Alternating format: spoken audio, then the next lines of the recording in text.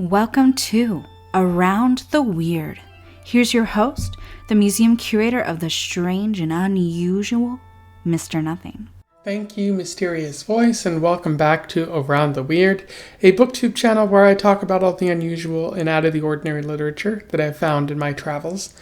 Today, it is Short Story Tuesday, so I wanted to talk about an interesting short story that I read. And it is also Junji-tober, so I wanted to talk about a short story from Junji Ito.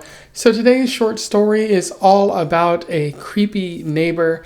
I am referring to The Window Next Door by Junji Ito from his book Tombs, which was published in 2023. I've talked about Junji Ito before, so I don't need to go into that great of detail, especially because I've been talking about him for the past 2 weeks. But for those who don't know, Junji Ito was a former dentist and switched over to writing manga because he is a Japanese writer. And he's written a number of short stories and long-form manga books and whatnot, and he's been very well regarded for his work. I've been exploring Junji Ito for the past month for this short story Spooktober kind of theme thing, and I've been having a lot of fun. So without further ado, let's talk about another Junji Ito short story. I will do a summary, a little bit of analysis, and we will move on from there. So The Window Next Door focuses on a young man, a teenager named Hiroshi. His parents have just moved into a new house in a new neighborhood, and Hiroshi is walking with his mother to the various houses to introduce themselves. They try to knock on one of the doors, and they note that house only has one window, which is very peculiar, but nobody answers. And so they go around and say hello to the other neighbors and find out that a woman lives in that house, but she's never really seen. So she seems to just keep to herself. That night, Hiroshi goes to bed, and then he hears a strange call. The neighbor seems to be calling him from next door. She goes, young man, please come talk to me." And when he looks out his window, he discovers that this woman is quite grotesque, having various bumps and looking very old, but also something seems off about her, and she wants Hiroshi to come over and visit, and even invites him for tea the next afternoon. But he tries to put it out of his mind as he goes back to bed. And when he wakes up the next day, he tries to tell himself that didn't really happen, that it must have been a dream. But the very next night, the neighbor calls again, and he sees that she is again looking quite grotesque, and she wonders why he didn't come to visit that afternoon.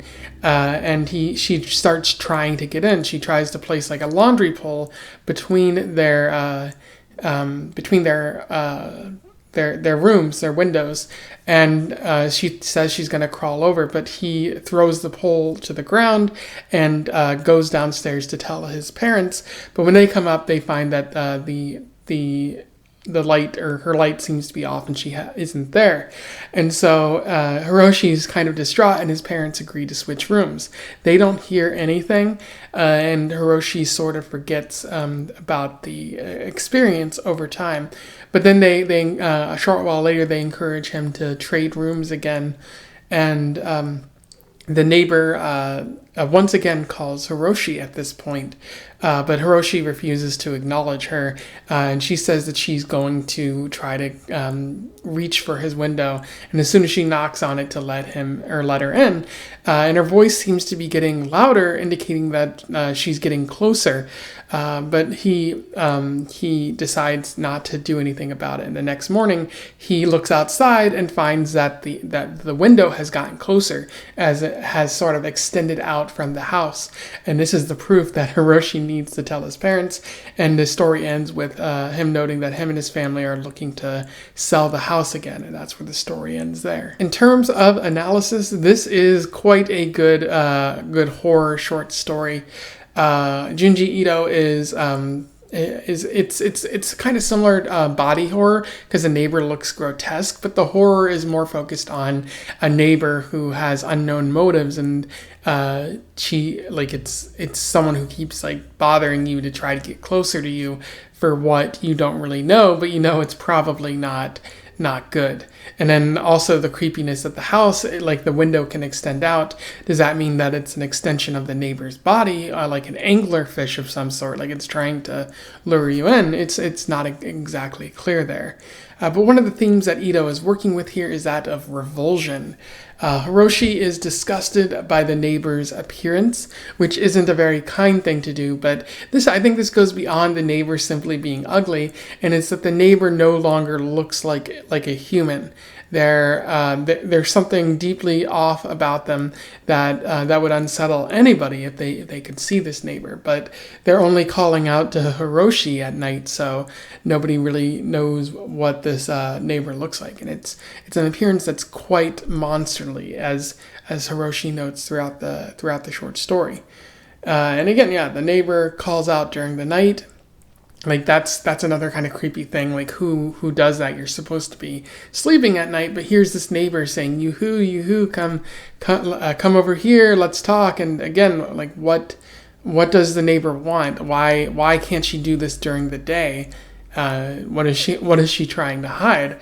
So what I think Ito is doing here is he's trying to play on the fears of mysterious strangers, playing on those childhood fears of kind of being unsettled by our neighbors because we didn't really know a lot about them. And sometimes our neighbors do weird things. Our parents always say don't talk to strangers, and here's a good example of why that might be the case. And also the neighbor is trying to get into the house, so playing on the fear that this intrusive neighbor is going to try to harm you or do something more sinister to you. Ito is also introducing some absurdity into the story. The neighbor's actions can seem a bit comical, in addition to the horrific nature of what the neighbor is doing, because they're trying to place a laundry pole between their windows and climb over, and then they also like try to extend out their window to get to Hiroshi, and she's just like calling out to Hiroshi when Hiroshi's trying to sleep. And so it does seem a bit funny, like in a way that you question, like, is this really happening? And at one point Hiroshi's like, oh, I forgot what happened the previous night. It didn't seem real, like, and surely if that was the only time it happened, he would have forgotten about it, but it keeps happening over and over and over, which again is a bit funny, but also deeply terrifying. So I think what Ito is again getting at here is a horror that comes from an unreality. Like, this is not normally how things go. It's absurd to the point where you're deeply unsettled and it feels terrifying. What could possibly happen? It's sort of a violation of social norms, for you to be calling your neighbors at night, but also trying to get into their house. So it's this unreality, this very weird and bizarre situation that brings horror for Hiroshi and thus horror for us. Anyway, those are my thoughts on The Window Next Door by Junji Ito, a very solid short story, a welcome addition to Junji-tober. I definitely recommend that you go out and read this. This is certainly probably better than the short story I read last week, but probably on par with the one I read in week 1. But I'm definitely being sold on Junji Ito's writing here, and I definitely think that it's going to my exploration of Junji will probably continue outside of October, because I want to find out more about what he's written and the different types of horror that he explores. So yeah, if you have anything to comment, do so below. Would love to have a discussion with you about this. Otherwise, don't forget to like, share, and subscribe so that more people can find out about Junji Ito or these short stories or collections that he's writing. And until then, I wish you the best of luck in your weird and neighborly travels. Farewell.